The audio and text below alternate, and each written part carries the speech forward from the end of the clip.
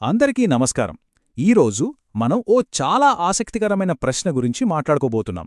ఇది చాలా కాలంగా ఉన్న ప్రశ్నే, కానీ ఇప్పటికీ అంతే ముఖ్యం. అసలు మన ప్రవర్తనకు కారణమేంటి? మనల్ని నడిపించేది మన జన్యువులా, అంటే మన స్వభావమా, లేదంటే మన పెంపకం, మనం పెరిగిన వాతావరణమా? అంటే మనం మన డిఎన్ఏలో రాసి ఉన్న ఒక స్క్రిప్ట్ని కేవలం చదువుకుంటూ వెళ్తున్నామా? మన ఇష్టాలు, మన వ్యక్తిత్వం, మన తెలివితేటలు ఇవన్నీ ముందే నిర్ణయించబడ్డాయా? నిజంగా చాలా పెద్ద ప్రశ్న కదూ. సరే, దీనికి సమాధానం దొరకాలంటే మనం కాస్త బేసిక్స్లోకి, అంటే బయాలజీ మూలాల్లోకి వెళ్ళాలి. సరే, ఆ పెద్ద ప్రశ్నకు జవాబు వెతికే ముందు మనల్ని మనంగా నిలబెట్టే ఈ జెనెటిక్ బ్లూప్రింట్లోని కొన్ని ప్రాథమిక విషయాలు అర్థం చేసుకోవాలి. అసలు ఈ బ్లూప్రింట్ ఎలా పనిచేస్తుందో చూద్దాం రండి. ఈ ప్రాసెస్ కొంచెం కాంప్లెక్స్గా అనిపించొచ్చు, కానీ దీన్ని సింపుల్గా అర్థం చేసుకోవడానికి ఒక వంట పుస్తకాన్ని ఊహించుకుందాం. మన శరీరంలో ప్రతి కణంలో ఉండే డిఎన్ఏ ఉంది కదా, అది ఒక పెద్ద మాస్టర్ వంటలను పుస్తకమన్నమాట. అందులో వేల కొద్ది వంటల రెసిపీలుంటాయి. ఇప్పుడు మనం ఒక కేక్ చేయాలనుకున్నామనుకోండి, మొత్తం పుస్తకం కిచెన్లోకి తెచ్చుకోం కదా. ఆ కేక్ రెసిపీని మాత్రం ఒక చిన్న కార్డు మీద రాసుకుంటాం. ఆ కార్డే ఆర్ఎన్ఏ. ఇక ఆ కార్డు మీద ఉన్నట్టే అన్నీ చేసి ఫైనల్గా మనం తయారుచేసే ఆ కేక్ ఉంది చూసారా, అదే ప్రోటీన్. ఈ ప్రోటీన్లే మన శరీరానికి ఒక రూపాన్ని, దాని పనుల్ని చేసే శక్తినిస్తాయి. అంటే ఆ వంట పుస్తకంలోని ప్రతి రెసిపీ ఒక జన్యు లాంటిదన్నమాట. సింపుల్గా చెప్పాలంటే జీన్ అంటే ఒక కెమికల్ ఇన్ఫర్మేషన్. ఇది ఒక తరం నుంచి మరో తరానికి పెద్దగా మార్పు లేకుండా వెళ్తూ మన ఎదుగుదలని ప్రభావితం చేస్తుంది. అయితే అన్ని జన్యువులు ఒకేలా ఉండవు. కొన్ని చాలా లౌడ్గా ఉంటాయి. వాటిని మనం డామినెంట్ జీన్స్ అంటాం. వీటిలో ఒక్క కాపీ మనలో ఉన్నా చాలు, వాటి ప్రభావమే బయటకు కనిపిస్తుంది. మరికొన్ని చాలా క్వైట్గా ఉంటాయి. వీటిని రెసెసివ్ జీన్స్ అంటాం. వీటి ప్రభావం బయటపడాలంటే ఆ లౌడ్ వాయిస్ అక్కడ ఉండకూడదు. అంటే తల్లిదండ్రులు ఇద్దరి నుంచి ఈ క్వైట్ వాయిస్కు సంబంధించిన కాపీలు వస్తేనే దాని లక్షణం మనలో కనిపిస్తుంది. ఓకే, సో జన్యువులు మనకు ఒక బ్లూప్రింట్ ఇస్తాయని అర్థమైంది. కాని ఆ బ్లూప్రింట్ మాత్రమే మొత్తం స్టోరీ కాదు. అసలు మజా అంతా ఈ జన్యువులు మన చుట్టూ ఉన్న పరిసరాలతో, అంటే ఎన్విరాన్మెంట్తో ఇంటరాక్ట్ అయినప్పుడే మొదలవుతుంది. ఈ ఇంటరాక్షన్ని స్టడీ చేయడానికి సైంటిస్టులు హెరిటబిలిటీ అనే ఒక కాన్సెప్ట్ని వాడతారు. ఇక్కడ చాలామంది కన్ఫ్యూజ్ అయ్యే ఒక పాయింట్ ఉంది, జాగ్రత్తగా వినండి. హెరిటబిలిటీ అంటే ఒక వ్యక్తిలో ఒక లక్షణం, ఉదాహరణకు ఎత్తు, ఎంత శాతం జీన్స్ వల్ల వచ్చిందో చెప్పదు, అస్సలు కాదు. దాని బదులు ఒక గ్రూప్ ఆఫ్ పీపుల్లో, అంటే ఒక జనాభాలో వాళ్ల మధ్య ఉన్న తేడాలకు ఎంతవరకు జీన్స్ కారణం అని అంచనా వేస్తుంది. ఈ చిన్న తేడాను అర్థం చేసుకోవడం చాలా చాలా ముఖ్యం. మరి దీన్ని ఎలా కొలుస్తారు? దీనికి ట్విన్ స్టడీస్ బాగా ఉపయోగపడతాయి. మనకు తెలుసు, ఐడెంటికల్ ట్విన్స్కి 100% ఒకే రకమైన జీన్స్ ఉంటాయి. అదే ఫ్రాటర్నల్ ట్విన్స్కైతే మామూలు అన్నాచెల్లెళ్ళు, అక్కాతమ్ముళ్లాగే సుమారు 50% జీన్స్ మాత్రమే కామన్గా ఉంటాయి.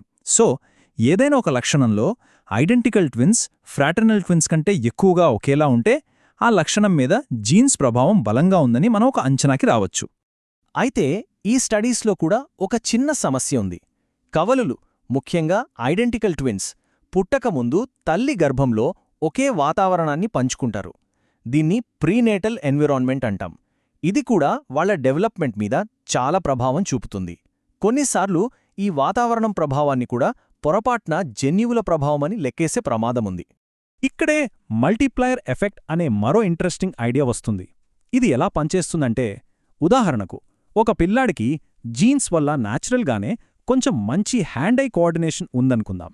దాంతో ఆ పిల్లాడు క్రికెట్ లాంటి ఆటల వైపు ఇంట్రెస్ట్ చూపిస్తాడు, టీంలో చేరతాడు, కోచింగ్ తీసుకుంటాడు, బాగా ప్రాక్టీస్ చేస్తాడు. చూసారా, జీన్స్ ఇచ్చిన ఒక చిన్న అడ్వాంటేజ్ని సరైన ఎన్వైరన్మెంట్ కలిసి దాన్ని ఒక పెద్ద స్కిల్గా మార్చేసింది. ఇదొక ఫీడ్బ్యాక్ లూప్లాగా పనిచేస్తుంది. జన్యువులు కథను మొదలుపెట్టొచ్చు, కాని కొన్నిసార్లు ఎన్వైరన్మెంట్ ఆ కథను పూర్తిగా మార్చేయగలదు. దీనికి చాలా పవర్ఫుల్ రియల్ లైఫ్ ఎగ్జాంపుల్ ఒకటుంది. ఒక డాక్టర్గా ఈ కేస్ గురించి వివరిస్తాను. ఫెనైల్ కీటోనూరియా, షార్ట్కట్లో పీకేయూ అంటారు. ఇది పూర్తిగా ఒకే ఒక్క జీన్ లోపం వల్ల వచ్చే జబ్బు. ఈ జబ్బున్న వాళ్ల శరీరం ఫెనైల్ అలానినైన్ అనే ఒక పదార్థాన్ని ప్రాసెస్ చేసుకోలేదు. ఈ ఫెనైల్ అలానినైన్ మనం తినే చాలా ప్రోటీన్ ఫుడ్స్లో ఉంటుంది. ఇది ఒంట్లో పేరుకుపోతే బ్రెయిన్ సెల్స్ని చాలా దారుణంగా డ్యామేజ్ చేస్తుంది. ఇక్కడ ఆశ్చర్యపోయే విషయం ఏంటంటే ఇది 100% హెరిటబుల్ కండిషన్. అంటే దీనికి కారణం 100% జన్యువే. కానీ దీనికి సొల్యూషన్ జన్యువులను మార్చడం కాదు, కేవలం వాళ్ల చుట్టూ ఉన్న ఎన్వైరన్మెంట్ని మార్చడం. ఆ సొల్యూషన్ కూడా చాలా సింపుల్. పుట్టిన వెంటనే ప్రతి బిడ్డకు పీకేయు టెస్ట్ చేస్తారు. ఒకవేళ ఆ జీన్ ఉన్నట్టు తెలిస్తే వెంటనే వాళ్లకి ఫినైల్ ఎలనైన్ చాలా తక్కువగా ఉండే స్పెషల్ డైట్ పెడతారు. అంతే, కేవలం డైట్ మార్చడం ద్వారా, అంటే వాళ్ల ఎన్వైర్మెంట్లో ఒకే ఒక్క చిన్న మార్పు చేయడం ద్వారా ఆ డేంజరస్ జీన్ ప్రభావాన్ని మొత్తం జీరో చేసేయొచ్చు. జన్యువులు మన విధిని శాసించలేవు అనడానికి ఇంతకంటే బలమైన ఉదాహరణ ఉండదేమో. సరే, ఇప్పటిదాకా మనం ఒక వ్యక్తి స్థాయిలో చూసాం. ఇప్పుడు కాస్త జూమ్ అవుట్ చేసి ఈ జీన్ ఎన్విరాన్మెంట్ ఇంటరాక్షన్ కొన్ని వేల ఏళ్లుగా ఒక జనాభా స్థాయిలో ఎలా పనిచేస్తుందో చూద్దాం. మనమిప్పుడు ఎవల్యూషన్ అంటే పరిణామం గురించి మాట్లాడబోతున్నాం. ఎవల్యూషన్ వెనుకున్న లాజిక్ చాలా సింపుల్. జీన్స్ కాపీ అయ్యేటప్పుడు అప్పుడప్పుడు కొన్ని పొరపాట్లు జరుగుతాయి. వాటిని మ్యూటేషన్స్ అంటాం. కొన్ని జీన్స్ ఉన్న జీవులు వాటి పరిసరాలకు బాగా అలవాటుపడి మిగతా వాటికన్నా ఎక్కువ సంతానాన్ని కంటాయి. అలా కొన్ని తరాలు గడిచేసరికి ఆ సక్సెస్ఫుల్ జీన్స్ ఆ జనాభాలో ఎక్కువైపోతాయి. అంతే, అదే పరిణామం. కానీ ఎవల్యూషన్ గురించి చాలామందికి కొన్ని అపోహలుంటాయి. అందులో మొదటిది, ఎవల్యూషన్ అంటే ఎప్పుడూ బెటర్గా, స్ట్రాంగ్గా లేదా తెలివిగా మారటమేనా? అస్సలు కాదు. ఎవల్యూషన్ అంటే ఇంప్రూవ్మెంట్ కాదు. దాని ఫోకస్ అంతా రీప్రొడక్షన్ మీదుంటుంది. ఏ జీన్స్ అయితే నెక్స్ట్ జనరేషన్కి సక్సెస్ఫుల్గా పాస్ అవుతాయో అవే వ్యాపిస్తాయి. అది మంచి లక్షణమా చెడ్డ లక్షణమా అనేది అప్పటి ఎన్వైర్మెంట్ని బట్టుంటుంది. ఎవల్యూషన్కి కావాల్సింది ఒకటే, ఎవరు ఎక్కువ మంది పిల్లల్ని కనగలుగుతున్నారు అనేది. ఇక రెండో అపోహ, మనమిప్పుడు చాలా డెవలప్ అయ్యాం, టెక్నాలజీ వచ్చేసాయి, మెడిసిన్ వచ్చేసాయి, సో మనుషుల పరిణామం ఆగిపోయిందా? ఇది కూడా నిజం కాదు. మన జనాభాలో కొందరు ఎక్కువ మంది పిల్లల్ని కంటున్నారు, మరికొందరు తక్కువ మంది పిల్లల్ని కంటున్నారు.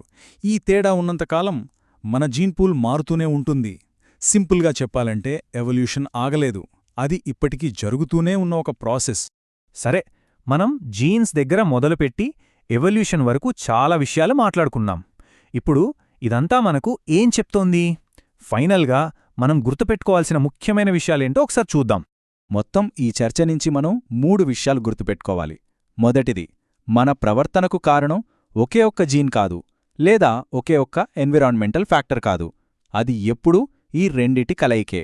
రెండోది, పీకేయు కేసులో మనం చూసినట్టు ఒక కండిషన్ 100% జెనెటిక్ అయినా సరే, సరైన ఎన్విరాన్మెంటల్ మార్పుతో దాని ప్రభావాన్ని మనం మార్చేయొచ్చు. ఇక మూడోది, మన జీన్స్ ఇతరులు మనతో ఎలా ప్రవర్తిస్తారనే దానిమీద కూడా ప్రభావం చూపుతాయి. అలా ఇండైరెక్ట్గా కూడా మన బిహేవియర్ని మారుస్తాయి. సో ఫైనల్గా మనం మొదలుపెట్టిన ప్రశ్నకొద్దాం. మన జన్యువులు మన తలరాత కాదు. మన జన్యువులు మన కథకొక ఆరంభాన్నివ్వొచ్చు, కాని ముగింపున అవి రాయవు. అవి మనకు కొన్ని దారుల్ని చూపించొచ్చు. కాని మనం ఏ దారిలో నడుస్తాం, మన చుట్టూ ఎలాంటి వాతావరణాన్ని నిర్మించుకుంటాం, మన అనుభవాలు, ఇవన్నీ కలిస్తేనే మనం ఎవరుమనేది ఫైనల్గా నిర్ణయించబడుతుంది. జీన్స్ మన చేతికి ఒక బ్లూ ప్రింట్ ఇస్తే, ఆ బ్లూ ప్రింట్తో ఎలాంటి అద్భుతమైన భవనాన్ని నిర్మించుకోవాలి అనేది చాలా వరకు మన చేతుల్లోనే ఉంది. దీని గురించి కాస్త ఆలోచించండి.